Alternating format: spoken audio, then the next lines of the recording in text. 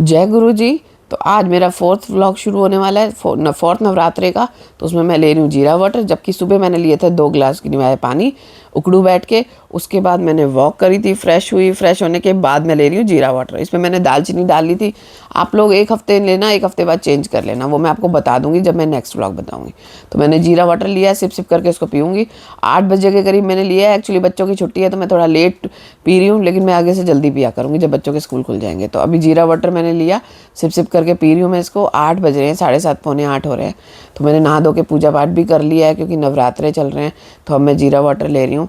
अब नवरात्रे ख़त्म हो जाएंगे तो पहले मैं जीरा वाटर लूँगी, उसके बाद मैं नहाने धोने का प्रोग्राम करूँगी। लेकिन फ्रेश होने के बाद ही लेना है आपको। अभी 8 से 8:30 बज रहे हैं, जीरा वाटर ले रही हूँ धीरे धीरे। उसके बाद मैं 1 घंटे तक कुछ नहीं लेती।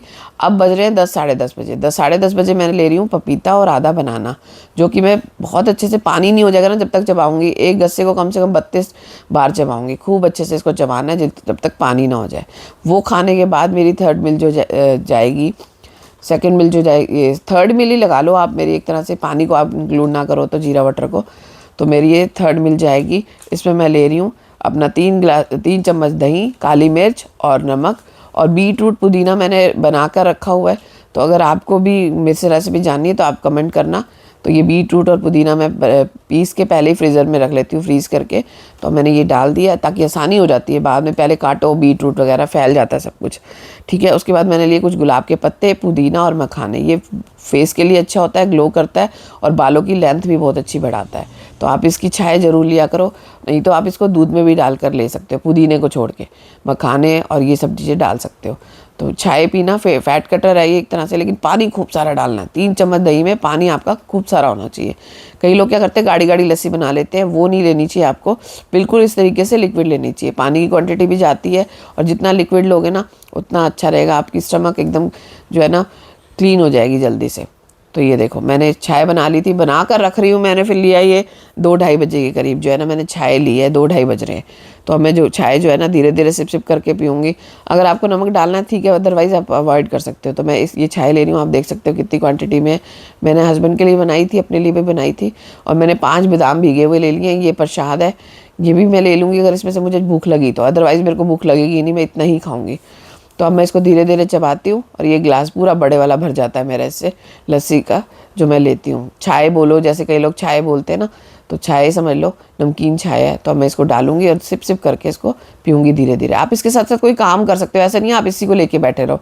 तो कम से कम आपको 20 से 25 मिनट के अंदर, आधे घंटे के अंदर ख़त्म करनी है। उसके बाद ना मैं मार्केट चली गई थी। आज मेरे को जो है ना, कहते हैं ना, चीट डाइट हो गई थी देखा जाए एक तरह से। तो मैं मार्केट चली गई, मेरे को एकदम बहुत ज़्यादा क्रेविंग हो रही थी, लेकिन मैंने बाहर कुछ नहीं खाया। घर आके मैंने बुलेट कॉफ़ी बनाई। तो आप बुलेट कॉफ़ी लोगे ना तो आपको बिल्कुल भी भूख नहीं लगेगी, आपकी जितनी भी क्रेविंग है ख़त्म हो जाएगी। और ये फ़ैट कटर होता है, ये बहुत बेनिफिट करती है हमारे शरीर के लिए कॉफ़ी जो है, बुलेट कॉफ़ी। तो आप इसको ज़रूर पीना। तो मैं इसको सिप सिप करके पीऊँगी। और मैं आज मार्केट चली गई थी, क्योंकि आजकल आपको पता है ना कि सिलेंडर की दिक्कत हो रही है। उसकी वजह से मैं इंडक्शन लेने चली गई थी मार्केट में। रास्ते में मेरा बड़ा मन किया, ये खाऊं वो खाऊं। थोड़ी सी मतलब भूख लग रही थी ना, इस वजह से मन कर रहा था, अदरवाइज़ और कोई दिक्कत नहीं थी। लेकिन मैंने जैसे ही घर आके ये लिया, मेरी भूख वूख सब मिट गई, और काफ़ी देर तक मेरी टमी जो है भरी रही। लेकिन शाम को फिर भी मुझे फ्रूट के भोग तो माता रानी को लगाना ही था। 5:30 बजे के करीब बज रहे हैं, इतना फ्रूट का मैंने भोग लगा दिया। मैं नहीं खाऊंगी ये, इसमें से थोड़ा बहुत ही लूँगी, बाकी मैंने अपने हस्बैंड के लिए और बच्चों के लिए रखा था। तो मैं इस तरीके से इसको काट के माता रानी को भोग लगा के मैं इसको धीरे धीरे बाइट करके खाऊंगी, अगर जितना भी खाना होगा तो। अदरवाइज़ मुझे वैसे भूख नहीं थी बिल्कुल भी, क्योंकि मैंने जो कॉफ़ी पी थी ना वही बहुत हेल्दी होती है, मतलब उससे पेट पूरा एकदम क्लीन भरा रहता है पूरी तरह से। तो मैं इसको फिर भी लूँगी थोड़ा बहुत, क्योंकि मैंने माता रानी को भोग लगाया था प्रसाद के तौर पे। तो मैंने ले लिया। लेने के बाद मैंने फिर, अब मैं इसको लूँगी कैसे देखना।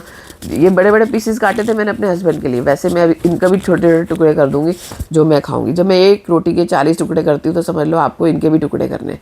हर चीज़ की बाइट छोटी छोटी लेनी है। जितनी छोटी लोगे ना उतना ज़्यादा चबाओगे, तो फेस की एक्सरसाइज भी हो जाएगी और आपकी टमी भी जल्दी फुल हो जाएगी।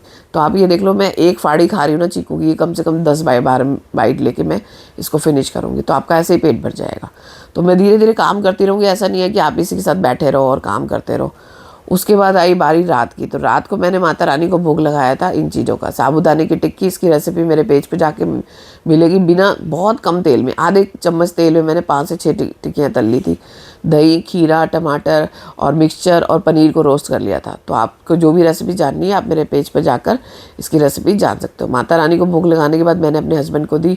आपको कोशिश करनी है कि 7 बजे से पहले पहले खा लेना। अभी नवरात्रे है, देखो हस्बैंड को देने के बाद मैं खाती हूँ ना, तो मेरे को हो जाता है टाइम, लेकिन आधा घंटा खाने में लगता है। तो मैंने 7 बजे से खाया था, तो 7:30 पौने 8 बज गए थे मुझे खाते खाते।